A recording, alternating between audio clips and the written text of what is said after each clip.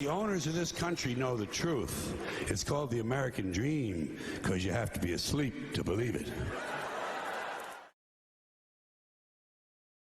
Alright everyone, I hope you're doing well. It's Thursday, March 24th, and I had put a video out on the 15th where I quoted Larry Fink. He's the CEO of BlackRock, and he made a statement on LinkedIn where he was talking about the Russia-Ukraine war. Now, it was very important to pay attention to it because he lets the cat out of the bag in that statement. He tells us what the plan is. Now, if you didn't watch that video, I'm going to read to you part of what he said, and this is the most important part to pay attention to. Like I said in that video, all you have to do is replace Russia with yourself in this situation, and you'll see what they're doing.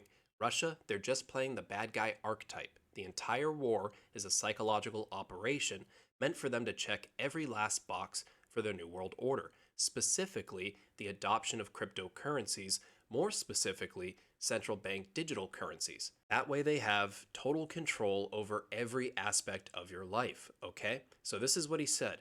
The invasion of Ukraine has fundamentally changed Russia's role in the world. Nations have united in imposing sanctions, which we strongly support. Global capital markets have gone even further.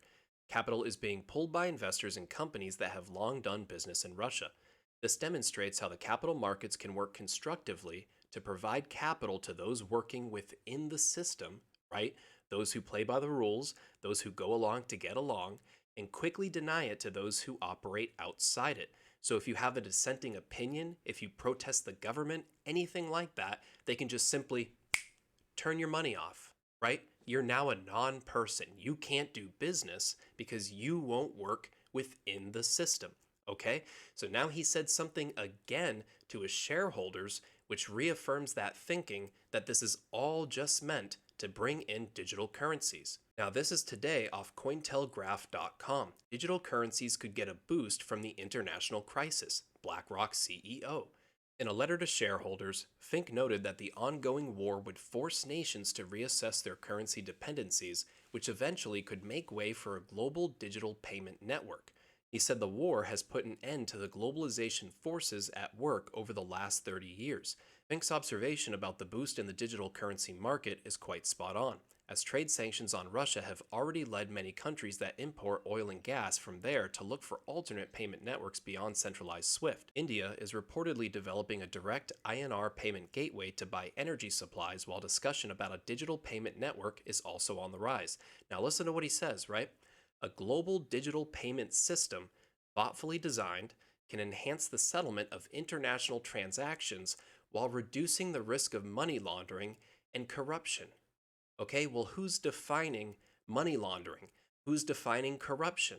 Like I said, you're not going to be able to use that Monero, okay? That's Russian money laundering. You have to use this central bank digital currency that we control, okay? That's what this is about. You go against the grain and they're going to hammer you. They will make you a non-person. That's what this war is for. It's not a real war. The entire thing is just social engineering, just like the whole fake pandemic that everyone seems to have forgotten about, right? Because this replaced the headlines and it brainwashed them into the new cycle of thinking about whatever they're being told is important, okay? But you're not paying attention to what's actually going on.